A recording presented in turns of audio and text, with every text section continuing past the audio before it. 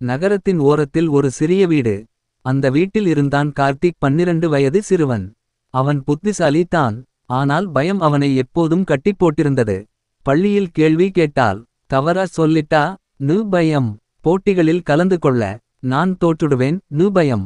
ஒருநாள் தேர்வு முடிவுகள் வந்தது. கார்த்திக் எதிர்பார்த்ததை விட குறைந்த மதிப்பெண்கள்.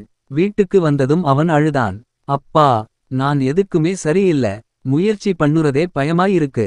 அப்பா ராமநாதன் அவனை எதுவும் சொல்லாமல் மறுநாள் காலையில் வெளியே அழைத்துச் சென்றார். அவர்கள் ஒரு பாலம் கட்டும் இடத்திற்கு சென்றார்கள். அங்கே வேலைக்காரர்கள் ஒரு பெரிய கம்பியை கயிற்றில் கட்டி தூக்க முயற்சி செய்தார்கள். பலமுறை முயன்றும் அது கீழே விழுந்தது.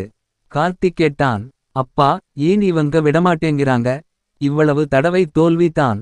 அப்பா சொன்னார், அவங்க தோல்வியை முடிவா நினைக்கல, பயிற்சியா நினைக்கிறாங்க. சிறிது நேரத்துக்கு பிறகு அந்த கம்பி சரியான இடத்தில் பொருத்தப்பட்டது.